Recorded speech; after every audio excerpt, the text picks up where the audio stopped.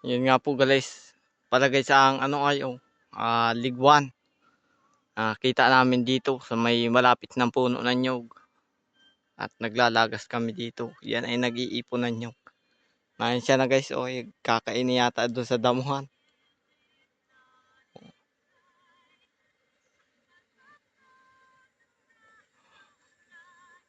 Naro guys, tubalikod na.